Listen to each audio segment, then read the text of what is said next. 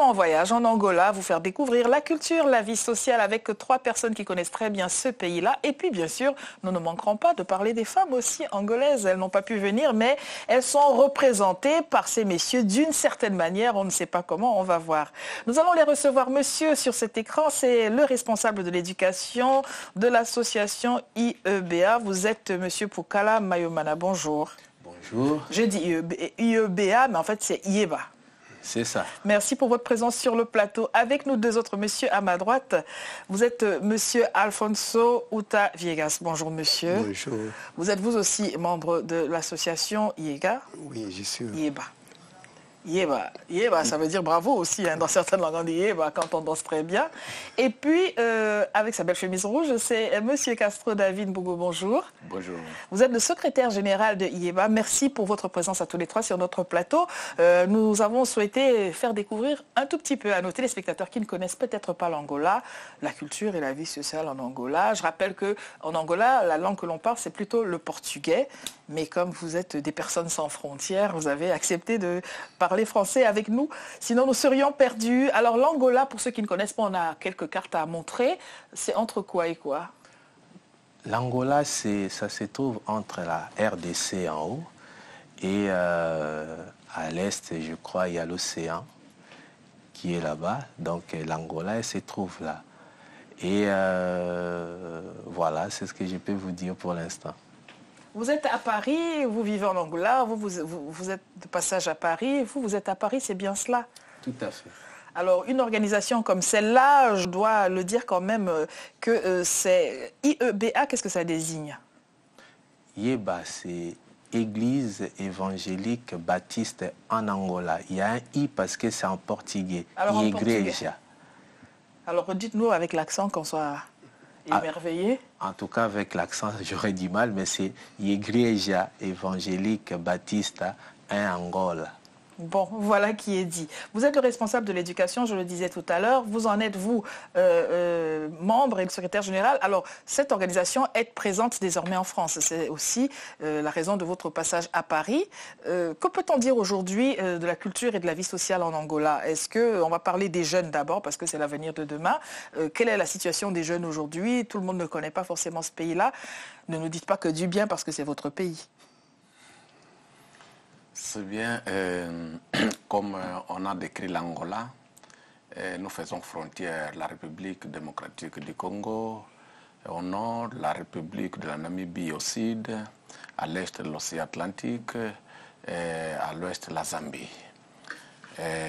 Nous faisons partie de IEBA. IEBA, c'est une institution fondée depuis 1878. Nous sommes une institution centenaire et nous travaillons exactement dans l'éducation, dans la santé et tout cela. Et puis nous avons des projets qui sont en cours, nous avons des écoles, nous avons des hôpitaux, et c'est ça en bref ce que nous faisons. Quelle est la situation des femmes en Angola aujourd'hui? La femme... S'il faut la décrire, comment vous pouvez la présenter? Vraiment, il y a un grand changement aujourd'hui. Un grand changement tel que nous avons un exemple très typique. Dans notre gouvernement maintenant, il y a 45% de femmes dans l'exécutif. Les femmes aussi, ils ont oublié les anciennes habitudes. Et que dans ces moments-là, les femmes étaient seulement considérées comme des ménagères. Oui. Mais aujourd'hui, ils occupent une grande partie dans la société angolaise. Il y a trop de travailleurs qui sont femmes. Il y a l'égalité entre les femmes et les hommes, parce qu'ailleurs, il n'y a pas. Donc peut-être en Angola, c'est déjà acquis. On s'approche avec l'égalité. Et les hommes comprennent maintenant que vraiment les femmes peuvent faire quelque chose dans la société aussi. Ils le comprennent, ils l'acceptent bien? Ils l'acceptent bien, oui, puisqu'on travaille ensemble maintenant.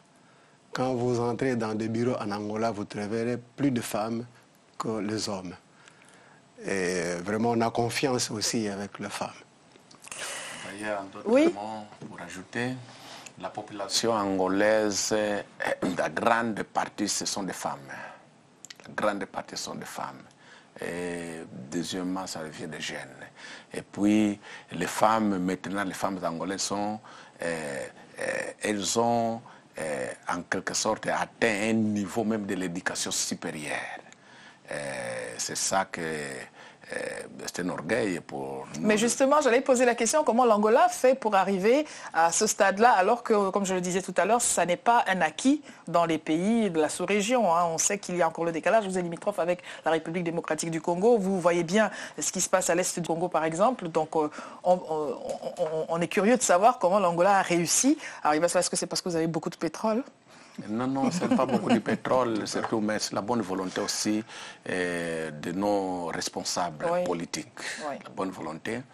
Ils essaient de mettre en pratique ce que l'ONU et d'autres institutions prévoient, que les femmes doivent être bien représentées dans toutes les institutions, dans tous les échelons du pays.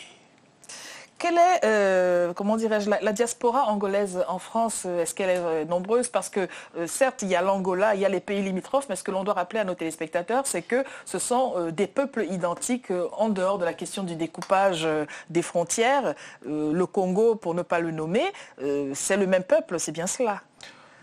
Enfin, le peuple, c'est, on va dire, c'est le même peuple parce que, bon, il y a quand même une culture centrale qui nous lie. Oui. Et puis, au niveau de la diaspora, il y a quand même une représentation qui est en France qu'on doit reconnaître. D'ailleurs, aujourd'hui, on les voit même dans des chansons aujourd'hui qui sortent, qui sont vraiment, par exemple, des groupes comme des Koudour. Je pense que ce sont des choses qu'on attend aussi ici. Il y a quand même une espèce de représentation bien conséquente des Angolais qui commencent à émerger notre pays ici, la France. Vous me donnez le bâton pour vous battre parce que vous nous parlez d'artistes et nous regrettons justement de ne pas avoir l'artiste qui nous était annoncé. On aurait voulu pouvoir aussi avoir des femmes. Mais est-ce que la diaspora est constituée de cette manière-là, qu'il y a plus d'hommes que de femmes de l'Angola? Comment est-ce que les choses sont organisées? Bien entendu, au contraire. Il y a des femmes et il y a des hommes. Et je pense que chacun à son niveau essaye de s'exprimer. Et je pense qu'en France, ils ont tout un terrain qui est là pour que chacun s'exprime de façon égalitaire, qu'ils soient tous au même niveau. Ça, il n'y a pas de problème. Elles sont là. Elles existent d'ailleurs. Et on sent bien leur existence. Et elles ne sont pas cachées? Non, elles ne sont pas cachées. Non, pas du tout. Alors, pour parler de la dimension culturelle, je veux croire que dans une organisation comme IEBA, les femmes sont nombreuses, comme elles savent souvent l'être dans les associations, les grosses structures associatives. Mais est-ce qu'elles sont seulement, comme on dit, les femmes de la base, ou est-ce que là, j'ai des responsables, et ce sont des messieurs, par exemple, et les femmes alors? Non, non, les femmes aussi occupent une place favorable. Dans notre institution, par exemple, nous avons l'œuvre féminine. L'œuvre féminine, c'est une grande commission qui contrôle au niveau national toutes les femmes de notre institution. Comme je l'ai dit pour la population angolaise, de même je peux le dire pour les membres de l'Église, de notre institution, une grande partie sont des femmes. Sans les femmes, on ne peut rien faire. Si, on peut faire une émission sans elles, c'est juste regrettable. Mais... Alors, pour parler de la culture et de la vie sociale, quelles sont les actions concrètes que vous menez pour pouvoir améliorer la situation et des jeunes, des femmes, des hommes, des personnes âgées? Par exemple, dans le domaine de la santé. Oui. Dans le domaine de la santé, nous avons un rayon sanitaire. À partir de Luanda, nous avons un grand centre que je ne peux pas qualifier comme un hôpital, mais c'est un grand centre qui aide les populations, la population angolaise à Luanda. Et puis dans des provinces aussi, nous faisons l'extension, parce que c'est ça même l'existence, un des objectifs de notre institution. Et donc, de cette partie même, nous avons le partenariat avec le gouvernement, parce que notre gouvernement a senti aussi que notre institution elle est en train de contribuer, de bien contribuer de ce côté. Et d'autre part, nous avons les écoles. Nous avons 18 écoles au niveau national. Des écoles primaires, des écoles moyennes. Malheureusement, nous avons un projet de l'université qui n'est pas encore sorti, mais nous sommes en train de travailler. Ça va venir, Dieu voulant. Dieu voulant. C'est ce que nous sommes. Et nous sommes en train aussi d'encadrer même les petits-enfants dans le programme, par exemple, PEP, programme d'éducation scolaire, ouais. Avant qu'ils atteignent l'âge de l'école primaire. Les enfants sont encadrés dans ces programmes nationaux. Alors, quel est l'intérêt pour votre organisation d'être présente en France aussi, puisque vous êtes en Angola, on entend tout ce que vous faites. La volonté d'être présent désormais en France, c'est pour cibler votre diaspora uniquement ou toutes les diasporas?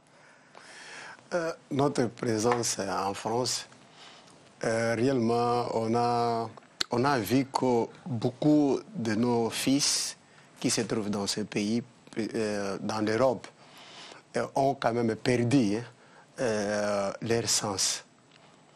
Il y a ceux qui ont entré dans de mauvais groupes. Vraiment, nous sommes inquiétés. La raison pour laquelle nous avons dit qu'il faudrait aller sur place et les chercher. Avec notre présence... Vous voulez les ramener en Angola ou vous voulez juste... les chercher pour leur montrer le vrai chemin qu'ils ont oublié. Oui. Puisque beaucoup d'eux, ils ont été des meilleurs chrétiens. Oui. Mais ils ont quand même s'est mis dans de mauvais chemins. Mais avec notre présence sur le terrain, ils pourront être récupérés avec beaucoup de facilité. Ils auront honte de dire réellement nous sommes perdus et on doit revenir dans le bon chemin. Quelles sont les réalités de la diaspora, vous qui vivez ici? À quels problèmes sont confrontés vos compatriotes? Oui, en tout cas, nos compatriotes, ils ont un petit problème, je peux dire. D'abord, le problème des langues. Vous savez, vous l'avez dit au début ici, on parle portugais en Angola. Et arrivé ici en France, la langue peut faire déjà un défaut. Vous savez très bien que la langue, c'est une barrière. Et cette barrière-là, pour les passer, il faut quand même qu'on puisse les comprendre. Mais je pense qu'ils se débrouillent quand même pas mal. Donc ils essayent de se constituer, de trouver aussi des amis pour essayer de s'orienter. La raison pour laquelle nous sommes ici, pour essayer de les encadrer aussi dans ces points de vue-là. C'est-à-dire qu'ils ne soient pas perdus, mais qu'ils soient retrouvés, qu'ils se retrouvent et qu'ils retrouvent aussi d'autres. Parce que le but n'est pas seulement d'avoir que des Angolais, mais le but c'est d'avoir toute personne qui souhaite avoir la communication, vivre, s'intégrer dans ces pays. Et dans ces cadres-là, nous sommes avec eux pour essayer de donner quelques directives, comme nos papas viennent de dire, d'essayer de les ramener un peu à la maison, à notre manière, pour qu'ils soient bien. Alors, nous parlons de ce qui se passe en Angola, mais aussi de vos compatriotes ici. Si j'ai bien compris ce que vous nous avez expliqué, en fait, tout va bien. Vous êtes bien structuré, avec beaucoup d'organismes pour cibler le public. Le grand public bénéficie, par exemple, des soins de santé, des structures de santé, des écoles. La culture, finalement, et la vie sociale est à un tel point que peut-être vous n'avez plus besoin d'être aidé. Ah, non. L'aide est importante parce que nous avons, vous savez que depuis que nous sommes en paix, l'Angola est en paix, ça fait seulement 12 ans. 12 ans, ce n'est pas grand-chose. C'est jeune, oui. Le gouvernement est en train de faire, les institutions sont en train de faire quelque chose. Et l'aide extérieure est importante pour nous. Est importante. Nous voulons que les associations en France et dans d'autres pays, ici en Europe en bref, puissent mettre les regards aussi dans notre pays Angola. Nous avons beaucoup de besoins. Nous avons beaucoup de besoins et la pauvreté est là. Alors justement, quand on parle de pauvreté, on sait que la pauvreté peut conduire les populations à faire ce qu'elles peuvent, et notamment les populations féminines. Par exemple, le phénomène des filles mères, puisque vous avez des structures de santé, les grossesses précoces, est-ce que c'est une réalité que vous avez pu identifier sur le terrain? C'est cette vie que nous menons chaque fois. C'est étonnant quelquefois, mais c'est vrai. Vous partez, vous pouvez rencontrer des jeunes filles, moins de 18 ans, déjà dans la vie de la prostitution, par exemple. Ça, c'est vraiment, ce n'est pas bien. Donc, c'est une réalité que l'Angola vit de grands problèmes de ce côté. L'État et les institutions, ils sont en train de faire quelque chose, mais pour contrôler la situation, ce n'est pas une affaire d'un jour ou bien des jours. Donc la situation est un peu difficile et puis grave. Et nous apprécions votre sincérité, monsieur, parce que parfois, les ressortissants de tel ou tel pays ne veulent dire que du bien de leur petit paradis, alors qu'on sait parfois qu'il y aurait des choses qui pourraient être améliorées. Alors, cette réalité-là, hein, on va rester dessus un instant si vous le voulez bien. S'il y a des filles mères, c'est parce qu'il y a des monsieur pères qui sont les auteurs de ces grossesses-là. Alors, quel regard portez-vous sur cela, sans juger personne, mais socialement, qu'est-ce qu'on peut en dire? Comme Église, notre mission est d'amener la vérité à ces gens-là et le danger qui pouvait venir dans le futur. Nous enseignons, si pas dans l'Église, mais on fait, il y a des fois de petits papiers qu'on donne. Est-ce qu'un petit papier suffit? Parce que même quand on n'est pas croyant, quand on vit son bonhomme de chemin, on sait très bien voir que voilà une jeune fille qui ne demande qu'à être scolarisée, qui ne demande qu'à être encadrée. Et est-ce que ça ne suffit pas pour que les uns et les autres se disent on ne va peut-être pas porter la main dessus? Notre devoir, ce qu'on fait réellement est d'enseigner. Si pas dans l'Église, mais dans des écoles telles que le pasteur l'a dit, dans l'école nous enseignons aussi. Et puis, je peux ajouter là-dessus, l'Angola, l'Angola est grande. Nous avons ceux qui parlent Kikongo, les Bakongo au nord. Nous avons à l'est les Kimbundu, nous avons les Ovimbundu au sud. Chaque tribu a dans la culture essaie de résoudre des problèmes. Chacun balaie devant sa porte. C'est ça. Donc quand il y a un problème, les gens, on ne les laisse pas comme ça. Il faut s'asseoir pour résoudre des problèmes. Dans la culture, c'est comme ça. Il y a des amendes aussi, dans la tradition. Alors, un monsieur, par exemple, qui est responsable de la grossesse d'une jeune fille, c'est quoi l'amende? Il doit être discipliné. Combien de coups de bâton? Non, il doit avoir un montant à payer. Il doit avoir quelques grades de boissons à donner. Des amendes. Comme amende. Il doit acheter un animal, par exemple. Pour dédommager la famille. Pour dédommager, c'est ça, c'est un crime. C'est un crime, mais alors est-ce qu'aujourd'hui, parce que ce que vous nous énoncez là, c'est à l'échelle traditionnelle, mais dans la ville, est-ce qu'à Luanda, une zone urbaine, est-ce que les gens se souviennent qu'il y a ce code de conduite sur lequel on pourrait s'appuyer pour réguler certaines choses? Ça fonctionne. Ça fonctionne? Ça fonctionne. Tout à fait.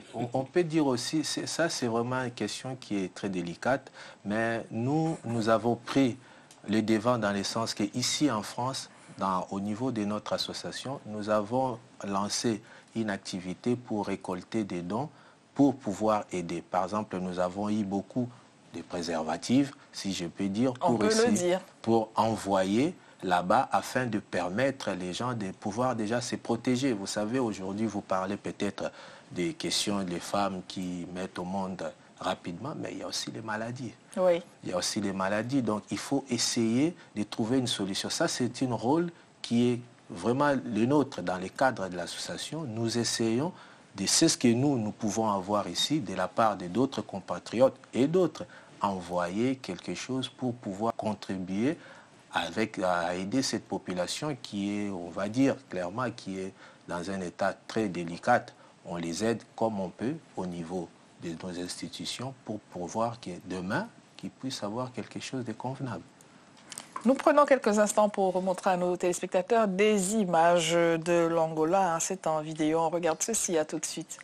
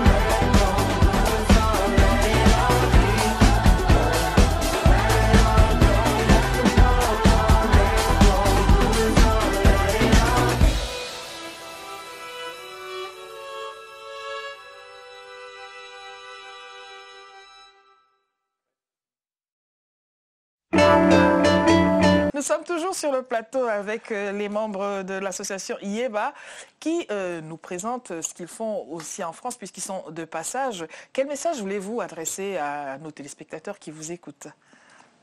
C'est vraiment en premier lieu, c'est de nous connaître. Nous connaître notre institution IEBA, que nous sommes là pour servir notre peuple. En second lieu, l'Angola est là, est ouvert pour ceux qui sont en Europe, à l'extérieur, et surtout en particulier en France. Qu'il n'ait pas peur de revenir. Qu'il n'ait pas peur de revenir, ou bien des associations qui ont quelques possibilités de nous aider. Les portes sont ouvertes, c'est ce que nous demandons. Qu'est-ce qui donnerait envie à vos compatriotes ou à ceux qui ne sont pas du tout angolais, qu'est-ce qui leur donnerait envie d'aller sur place? Parce qu'il faut faire envie, peut-être une petite carte postale par vos propres mots.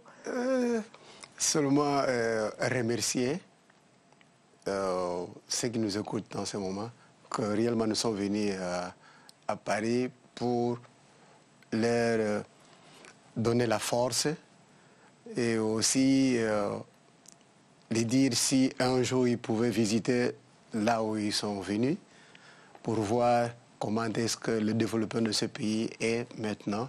Ça peut leur donner l'idée, peut-être d'aider leur pays et de faire mieux. Ou de revenir s'installer. Ou bien peuvent rentrer pour s'installer.